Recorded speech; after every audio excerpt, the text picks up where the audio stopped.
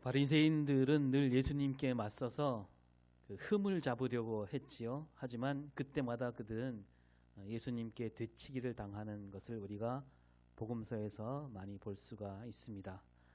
오늘 우리가 읽은 말씀도 그런 장면 가운데 하나를 보여주고 있는데, 우리가 7절부터 14절까지 읽었지요. 오늘 말씀 그 앞으로 올라가서 1절부터 누가복음 14장 1절부터 24절까지가 그 한 곳에서 일어난 일입니다. 여기서 예수님은 바리새인들을 제대로 가르치시고 있는데 세 가지 가르침이 나옵니다. 첫 번째 가르침은 1절부터 6절까지 나오고요. 두 번째는 7절부터 11절까지, 세 번째 가르침은 12절부터 24절까지 이렇게 나오고 있습니다. 오늘 이 세 가지 가르침을 함께 나누어 보도록 하겠습니다. 첫 번째와 두 번째 가르침은 짤막하게 살펴보고요. 세 번째 가르침을 좀 깊게 나누어 보고자 합니다. 한 바리새인이 잔치를 열고 자기 집으로 예수님을 모셨습니다. 이 바리새인은 바리새인 가운데 지도자라고 합니다. 웬일일까요? 바리새인이 예수님을 집으로 모셨어요. 자기 집으로. 이 사람은 다른 바리새인들과 달리 예수님을 좋아해서 모셨을까요? 그게 아니라는 게 1절 말씀에 드러나고 있습니다. 우리 1절을 한번 읽겠습니다. 안식일에 예수께서 한 바리새인 지도자의 집에 떡 잡수시러 들어가시니 그들이 엿보고 있더라. 이날은 안식일입니다. 바리새인들과 율법 교사들이 뭘 하고 있냐면 예수님을 엿보고 있습니다. 왜 엿보고 있는가? 예수님이 무슨 실수를 하지 않을까 엿보고 있다는 거죠. 뭔가 책잡을 일을 만들어 놓고 어떻게 하나 엿보고 있었다는 얘기죠. 아니나 다를까 바리새인들은 이 수종병 든 사람을 예수님 앞에 세워놓고 있습니다. 예수님이 여러 동네 다니시면서 병든 사람을 고친다, 이 말을 들었던 거죠. 그래서 이날이 안식일인데 이 안식일에도 병을 고치나 안 고치나 보려고 이런 일을 꾸며놓고 있다는 거죠. 예수님은 그들이 가진 속내를 알고 이렇게 물으십니다. 3절 시작. 안식일에 병 고쳐주는 것이 합당하냐 아니하냐. 이렇게 말씀하시니까 그들이 아무 말도 하지 못합니다. 왜냐하면 자기들 속셈을 들켰으니까 말이 나오지 않는 거죠. 예수님은 이 사람을 고치신 뒤에 다시 그들에게 말씀하기를 5절에서 시작. 너희 중에 누가 그 아들이나 소가 우물에 빠졌으면 안식일에라도 곧 끌어내지 않겠느냐. 이 바리새인들은 이 물음 앞에서도 입을 열지 못하지요. 맞는 말이거든요. 자기들도 다 그렇게 할 거거든요. 이 바리새인들은 예수님을 불러놓고 창피를 줘서 스스로 예수님이 자리를 뜨게 할 그런 생각, 그런 요량이었던 거죠. 예수님이 잔치 자리에 다 가신다는 얘기를 들으니까 자기들도 잔치를 여서 예수님이 오게 만들고, 왔을 때 예수님이 오셨을 때 그 수정병 든 사람을 앞에 세워놓고 안식일 날인데 사람들 많이 모인 자리에서 어떻게 할까? 그런데 오히려 자기들이 파놓은 구덩이에 자기들이 빠진 꼴이 되고 아무 말도 하지 못합니다. 이 바리새인들은 이제 이러지도 못하고요, 저러지도 못하고 예수님이 떠날 줄 알았는데 예수님과 함께 잔치를 열게 되었습니다. 그런데 이 잔치가 열리자 바리새인들은 어떻게 했냐면 서로 좋은 자리 차지하려고 막 다투고 있습니다. 높은 자리. 왜 우리도 어떤 모임에 가면 좀 상석이 있고 그렇지 않은 자리가 있지 않습니까? 자기들이 높은 자리에 앉으려고. 예수님 앞에서 아무 할 말이 없어지니까 이번에는 자기들이 얼마나 높은 사람인가, 내가 얼마나 높은 자리에 있는가, 내가 가진 권력이 얼마나 큰가, 이거를 내세우려고 하는 거죠. 지켜보던 예수님이 한 말씀하십니다. 이제 두 번째 가르침이죠. 잔치 자리에 가서 높은 자리에 넙죽 앉지 마라. 너보다 뒤에 오는 사람 가운데 너보다 높은 사람이 오면 너는 그 자리에서 내려와야 되지 않겠느냐? 부끄럽지 않겠느냐? 그러니 처음에 갔을 때는 늘 끝자리에 가서 앉아라. 그러면 틀림없이 그보다 높은 자리로 안내받게 될 것이다. 그렇게 말씀하시면서 11절에 읽겠습니다. 무릇 자기를 높이는 자는 낮아지고 자기를 낮추는 자는 높아지리라. 이 바리새인들은 자기들끼리 모여서 자기 이름, 자기 명성 그걸 드러내려고 했던 겁니다. 남들이 자기를 알아주기 바라는, 누가 더 높은가, 누가 더 나은가 하며 남보다 높이 오르려고 애를 쓰는 이 바리새인들, 그들에게 예수님이 아주 따끔하게 가르쳐 주신 그런 가르침이었습니다. 여기까지가 두 번째 가르침이고요. 이제 세 번째 가르침이 나오는데요. 12절부터 나오죠. 12절 읽어볼까요? 내가 점심이나 저녁이나 베풀거든 벗이나 형제나 친척이나 부한 이웃을 청하지 말라. 두렵건대 그 사람들이 너를 도로 청하여 네게 갚음이 될까 하노라. 이 말이 뭐냐 하면 너희들끼리만 어울리지 말라, 그런 얘기지요. 바리새인들은 그런 생각으로 살아가고 있습니다. 우리는 다르다. 이 바리새라는 말 뜻이 벌써 뭐냐 하면 분리되었다는 얘기예요. 분리되다. 사실 분리되다 좋은 뜻이었습니다. 처음에는 세상과는 다르게 깨끗하게 거룩하게 사는 사람, 그런 얘기죠. 그런데 이 사람들은 그런 생각이 아니라 다른 사람과 자기들을 견주어서 말하는 거죠. 자기들은 더 깨끗하고 더 거룩하고 다른 사람들처럼 살지 않는다 하면서 다른 사람은 죄인으로 취급하는, 그렇게 살아가고 있습니다. 이 누가복음 뒤에 18장에 가보면 예수님이 그러한 바리새인들 생각을 잘 짚어주시고 있는데요. 18장 9절을 읽어볼까요? 시작. 또 자기를 의롭다고 믿고 다른 사람을 멸시하는 자들에게 이 비유로 말씀하시되, 이게 바리새인들을 가리키는 말이에요. 자기들 의롭게 여기고 있는 거예요. 자기들 의롭다. 왜냐하면 율법을 잘 지키니까. 자기를 의롭다 여길 뿐더러 다른 사람을 어떻게 해요? 멸시하고 있습니다. 니들 나만큼 할 수 있느냐? 너희들은 나와 견주면 아주 저 죄인이다, 이겁니다. 다른 사람을 우습게 여기는 거죠. 예수님이 그 바리새인들이 기도를 이렇게 한다라고 하죠. 우리가 알고 있는 말씀이죠. 18장 11절 12절 시작.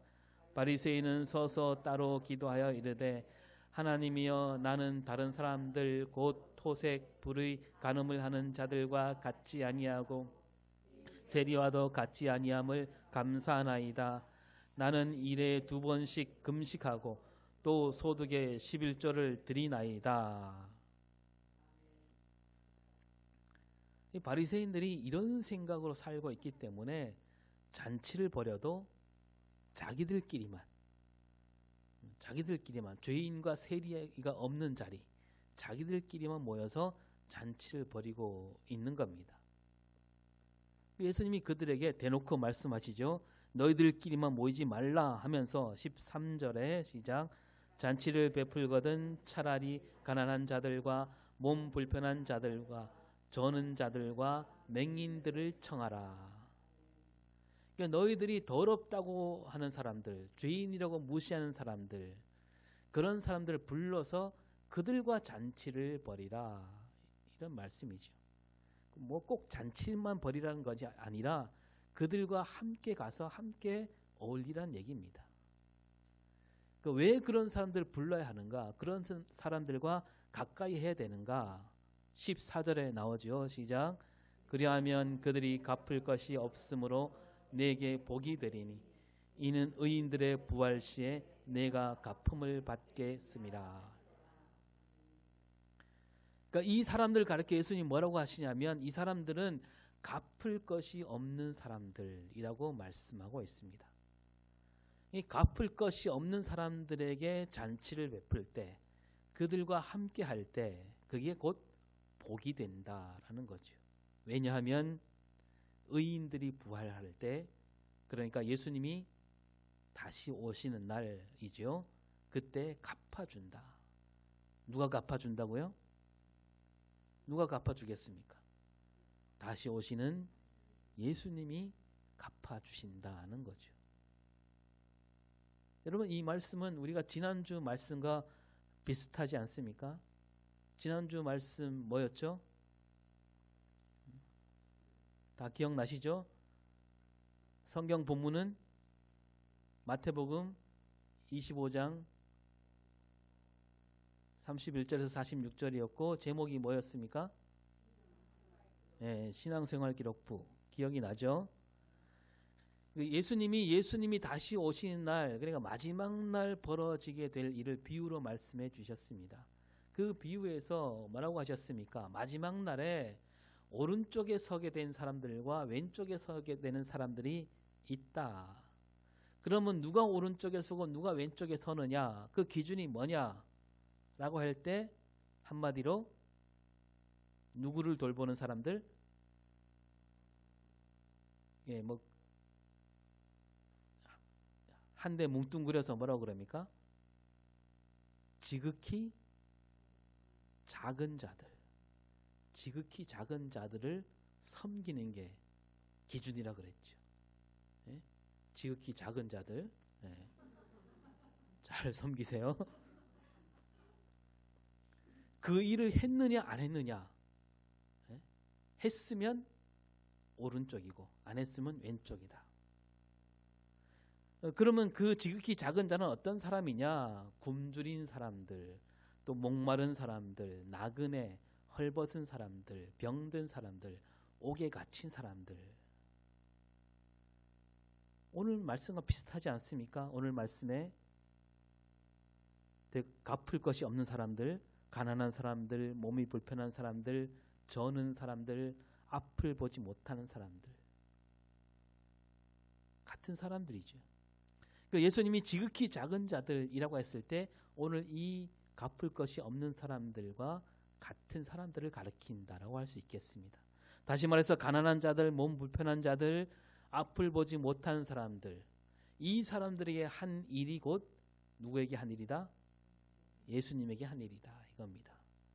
예수님이 바리새인들에게 바로 이 사람들을 돌보라, 이 사람들에게 잔치를 베풀라. 그래야 어떻게 될까요? 마지막 날, 예수님이 다시 오시는 날, 그들도 오른쪽에 서게 되고 복을 받게 되고 영생을 얻는 하나님 나라에 들어간다, 그런 말씀이죠. 그러니까 예수님은 오늘 이 말씀에서는 하나님 나라에 들어가는 그 길이 뭐냐, 그걸 가르쳐 주고 있는 겁니다. 예수님이 부활을 말씀하시니까요, 바리새인들은 바로 떠올립니다. 아, 그게 하나님 나라라는 것을 알지요. 왜냐하면 그들도 부활을 믿고 있거든요, 바리새인들도. 그리고 자기들이 의인이라고 생각하니까 아까 의인들이 부활한다 그랬잖아요. 그 의인들이 부활할 시에, 그러니까 죽은 다음에 자기들 다시 살아나게 되고 거기서 자기들이 뭔가 얻게 된다, 영생을 얻게 된다, 이런 생각을 하면서 그 15절에 가면 이렇게 말합니다. 15절 시작. 함께 먹는 사람 중에 하나가 이 말을 듣고 이르되 하나님의 나라에서 떡을 먹는 자가 복되도다. 자기들은 의인이라서 하나님 나라에 들어갈 수 있고, 또 오늘 이 잔치를 벌여서 음식을 먹고 있듯이 우리는 하나님 나라에서 이처럼 떡을 먹을 수 있는 사람들 아닙니까? 그래서 우리는 그런 복을 받은 사람들이다라는 얘기죠. 그러자 예수님이 다른 말은 하지 않으시고 비유를 하나 말씀하십니다. 그 뒤에 나오는 말씀이 비유죠. 이 비유를 가리켜서 우리는 큰 잔치 비유라고 이름 붙였는데요. 16절부터 24절까지 나옵니다. 간추림은 이렇습니다. 어떤 사람이 큰 잔치를 열었는데 잔치에 오기로 한 사람들이 오지 않았다. 저마다 핑계를 대는데 그 핑계를 보니까 참 말도 안 되는 핑계였습니다. 그 주인은 이제 가난한 사람들, 몸이 불편한 사람들, 저는 사람들, 앞을 보지 못하는 사람들을 불러서 잔치를 벌인다라고 하지요. 이 사람들은 어떤 사람들이에요? 앞에 13절에 말씀하신 그 사람들이죠. 똑같은 사람들입니다. 그러니까 이 사람들은 갚을 것이 없는 사람들. 그러니까 이 잔치를 벌인 주인은 갚을 것이 없는 사람들을 불러서 잔치를 벌이고 있다라는 말씀입니다. 그리고 주인이 말하기를 마지막에 먼저 청함을 받은 사람들은 결코 이 잔치를 맛보지 못한다라고 하면서 비유를 마치고 있습니다. 언뜻 보기에는 이 비유가 쉽게 보이지요. 제가 한 주간 동안 이 비유를 읽고 또 읽어보았습니다. 이 비유가 무엇을 말씀하시는가? 근데 가만히 읽을수록 이게 쉽게 들을 말씀이 아니구나. 제가 월요일 아침마다 다음 주 설교를 어떻게 할 것인가 하며 몇몇 목사님들과 함께 모이는 그 모임이 있습니다. 제가 밖에 나가서 모이는 게 아니고요. 영상으로 모입니다. 같은 본문을 갖고 함께 연구하며 설교를 준비하고 있는데 이 비유를 나눴거든요. 근데 목사님들 서로 얘기하면서 또 생각이 다 다르더라고요. 다를 수밖에 없습니다. 왜냐하면 이 비유가 예수님이 이 비유를 찬찬히 풀어주시지 않았거든요. 그냥 비유만 말씀하셔서 끝냈습니다. 그래서 이 비유 앞뒤에 있는 걸 갖고 이 비유가 도대체 무엇을 뜻하는 건가? 어떤 목사님이 이렇게 말씀하고 어떤 목사님이 저렇게 말씀하고 그리고 이 비유를요 앞에 12절부터 이어지는 그런 비유로 보느냐 아니면 15절부터는 또 다른 가르침이냐에 따라서 풀이가 달라지기도 하더라고요. 그런데 뭐 어떻게 보든지 뭐 다 은혜로운 말씀이라고 할 수 있습니다. 오늘 우리는 이 비유가 앞에 말씀드린 대로 그 앞에 12절부터 이어진다라고 보면서 이 비유에 담긴 뜻을 살펴보고자 합니다. 자, 먼저 예수님은요 이 잔치를 가리켜서 무슨 잔치라 그러냐면 큰 잔치 이렇게 부릅니다. 큰 잔치. 전 이 큰 잔치란 말이 눈에 확 들어왔습니다. 왜 큰 잔치라고 했을까? 보니까 누구나 올 수 있는 크게 벌인 잔치란 뜻이라는 거죠. 여러분 이 잔치가 얼마나 큰 잔치인지 보여주는 구절이 나오는데요. 이 오기로 했던 사람들이 오지 않고 주인이 종을 시켜서 거리와 골목에서 사람들 다 데리고 오라고 했습니다. 그런 다음에 22절을 볼까요? 22절 시작. 종이 이르되 주인이여 명하신 대로 하였으되 아직도 자리가 있나이다. 이 거리와 골목에서 서성거리던 그 가난한 사람들 얼마나 많았겠습니까? 그들을 다 불러 모았는데도 자리가 아직도 남았다. 그러니까 이 주인은 큰 잔치를 벌여서 누구나 올 수 있게 했다는 겁니다. 자, 그러면 이 오기로 했던 사람들은 왜 오지 않았을까요? 그것도 말도 안 되는 핑계를 대면서 말이죠. 여러분 이 사람들이 어떤 핑계를 댔는지 보면 이렇습니다. 18절을 볼까요? 시작. 나는 밭을 샀음에 아무래도 나가 보아야 하겠으니 청컨대 나를 양해하도록 하라. 밭을 사서 못 가겠다는 거예요. 밭을 돌아봐야 되겠대요. 하지만 여러분 이 밭을 돌아보는 일이 정말 이렇게 큰 일이었을까요? 잔치에 가지 못할 만큼 더구나 그 잔치가 언제 열리는지 미리 알려주었다고 나와 있습니다. 그런데 그 밭을 보러 가야 된대요. 돌아봐야 된대요. 또 이런 사람이 있다 합니다. 19절 시작. 나는 소 5겨리를 샀음에 시험하러 가니 청컨대 나를 양해하도록 하라. 이 사람은 소를 샀는데 시험하러 간대요. 아니 소를 사기 전에 시험하고 사지. 산 다음에 시험하면 어쩔 겁니까? 이것도 말이 되지 않아요. 20절에서는요. 시작. 나는 장가 들었으니 그러므로 가지 못하겠노라. 여러분 이것도 보세요. 장가 들었으니 그러잖아요. 그러니까 뭐예요? 이미 결혼을 했어요. 결혼식 날이 겹쳐서 못 간다. 그러면 말이 되잖아요. 근데 벌써 결혼을 했습니다. 근데 이 잔치는 유부남은 오면 안 된다. 그런 잔치라면 말이 되지요. 그런데 결혼했기 때문에 못 간대요. 뭐 부인하기 꽉 잡혀 사는지 몰라도 말이 안 되잖아요. 이렇게 다들 말이 안 되는 핑계를 대면서 잔치에 오지 않습니다. 앞에서 미리 약속했는데 오기로. 이 사람들은 왜 그랬을까요? 근데 우리가 다시 한번 이 사람들 가만히 보면 다들 어떤 사람들이냐 하면 부자예요. 부자. 밭을 살 만큼 부자고 소 5결이나 산 부자. 또 장가 들었다고 해서 뭐 다 부자는 할 수 없겠지만 그래도 어렵게 사는 사람은 아니구나라는 것을 알 수가 있죠. 그리고 지금 예수님이 잔치에 와 있는 이 바리새인들에게 말씀하고 있잖아요. 그러니까 바로 이 부자들은 바로 바리새인들을 가리킨다는 얘기죠. 바리새인들은 자기들끼리 어울리고 있습니다. 근데 이 큰 잔치를 비유해서 큰 잔치를 열었다고 했는데 큰 잔치 앞에 말씀드린 대로 누구나 올 수 있는 잔치예요. 그러니까 이 부자들은 무슨 생각이냐?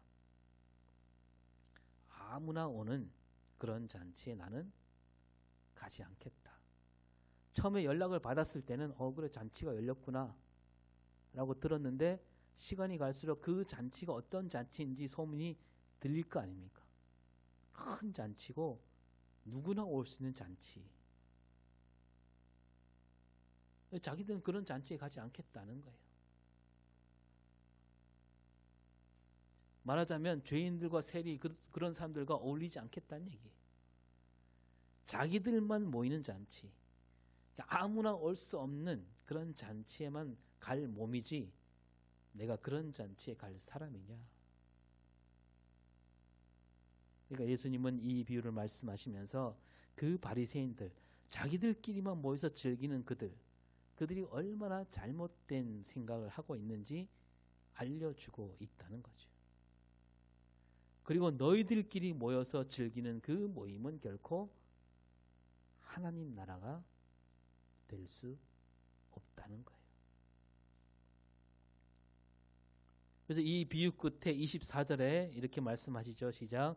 내가 너희에게 말하노니 전에 청하였던 그 사람들은 하나도 내 잔치를 맛보지 못하리라. 전에 청하였던 사람들, 그러니까 말도 안 되는 핑계로 잔치에 오지 않는 사람들, 그들은 내 잔치에 결코 올 수 없다. 갚을 것이 없는 사람들과 어울리지 않으려고 하는 사람들, 그들은 하나님 나라에 들어갈 수 없다는 얘기입니다. 이 구절은 지난주 나눈 말씀, 그러니까 왼편에 있는 사람들에게 하신 말씀과 같은 뜻이라고 할 수 있겠습니다. 마태복음 25장 41절에 시작. 또 왼편에 있는 자들에게 이르시되 저주를 받은 자들아 나를 떠나 마귀와 그 사자들을 위하여 예비된 영원한 불에 들어가라. 그러니까 마지막 날 예수님이 다시 오시는 날 그 바리새인들도 마찬가지로 왼편에 서게 된다는 얘기 아닙니까? 그럼 바리새인들이 말하겠지요. 하나님이여, 나는 다른 사람들 곧 토색, 불의, 간음을 하는 자들과 같지 않고 이 세리와도 같지 아니하고 깨끗하게 의롭게 살았습니다. 그런데 왜 우리가 영원한 불에 들어가야 합니까? 예수님 뭐라고 말씀하실까요? 너희들은 내가 가난할 때, 내가 몸이 불편할 때, 앞이 보이지 않을 때 나를 돌아보지 않았다. 그럼 바리새인들이 말하겠죠. 아니 우리가 언제 주님을 돌보지 않았습니까? 그때 주님이 다시 말씀하십니다. 내가 진실로 너에게 이르노니 갚을 것이 없는 이들에게 하지 아니한 것이 곧 내게 하지 않은 것이니라. 너희들은 갚을 것이 없는 사람들을 돌보지 않았다. 그들을 돌보지 않았으니 곧 나를 섬기지 않은 것이고 나를 믿지 않은 것이다. 또 바리새인들이 이렇게 말하겠죠. 우리는 일에 한 번씩 금식하고 소득의 11조를 드렸습니다. 그런데 우리가 왜 영벌을 받아야 합니까? 주님이 뭐라고 하실까요? 똑같이 말씀하시겠죠. 너희들이 나를 무시하지 않았느냐? 그 바리새인들 언제 우리가 주님을 무시했습니까? 주님이 말씀하십니다. 너희들이 갚을 것이 없는 사람들을 무시했지 않느냐? 그들을 무시한 일이 곧 나를 무시한 거다. 너희들은 영벌에 들어가야 된다. 바리새인들이 아무리 율법을 잘 지킨다 할지라도 그들이 갚을 것이 없는 사람들을 돌보지 않았다면, 그들에게 관심을 두지 않았다면 그들은 하나님 나라에 갈 수 없다라는 이 비유를 들려주시고 있다는 거죠. 여러분, 바리새인들은 정말로 율법을 잘 지키는 사람들입니다. 토색, 불의, 간음 이런 죄를 짓지 않습니다. 금식도 잘 하고요. 11조도 잘 드립니다. 그러나 그들은 갚을 것이 없는 사람들, 그들을 돌보지 않았고 돌보지 않을 뿐더러 그들과 가까이 하지도 않았습니다. 그 바리새인들에게 주는 신앙의 점수가 몇 점일까? 뭐 토색, 간음, 불의 이런 거 안 했으니까 뭐 한 70점 줄까요? 50점 줄까요? 아닙니다. 그 바리새인들의 점수는 몇 점이요? 0점이에요. 0점. 1점도 줄 수 없습니다. 그래서 영벌에 들어간다는 거죠. 하나님이 베푸신 잔치를 결코 맛보지 못한다라고 주님은 말씀하고 있습니다.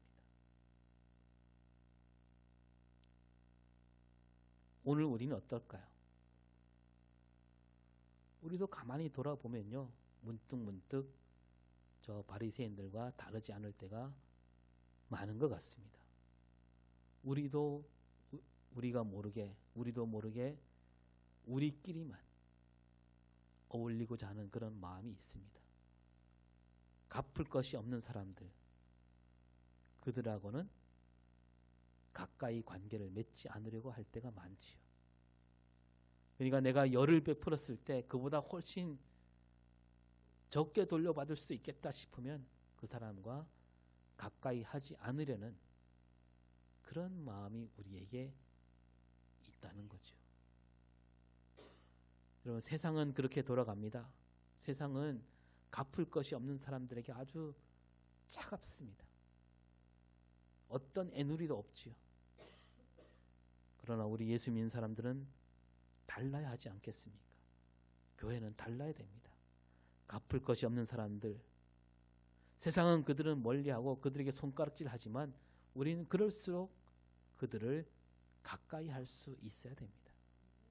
갚을 것이 없는 사람들이 마음껏 언제든지 교회에 들어올 수 있는 그런 교회로 우리가 만들어 가야 된다는 거죠. 하나님 나라는 갚을 것이 없는 사람들, 그들과 함께 이루는 나라입니다. 우리끼리만 이루는 나라가 아니에요. 그러면 하나님이 왜 우리를 이 땅에 보내셨겠습니까? 갚을 것이 없는 사람들을 찾아가서 그들에게 관심을 갖고 그들과 함께 어울리면서 그들과 함께 하나님 나라를 이루어가라고 우리를 이곳에 보내주셨다라는 겁니다. 오늘도 우리가 이 말씀을 받들어서 갚을 것이 없는 사람들, 그들을 찾아가서 그들을 돌아보며 그들과 함께 어울리며 살아갈 수 있기를 바랍니다. 그러면 하나님께서 영생으로 갚아주십니다. 기도하겠습니다. 저 높고 높은 곳에 계시던 주님이 이 낮고 낮은 땅에 몸소 내려오셔서 우리와 함께 해주셨습니다. 하나님, 우리도 그 뜻을 받들어 낮은 곳으로 내려가는 삶을 살게 하여 주시옵소서. 가장 힘겹게 살아가는 이들과 함께 어울리며 그들과 함께 하나님 나라를 이루어가는 우리 삶이 되게 하여 주시옵소서. 감사드리며 예수님 이름으로 기도드립니다. 아멘.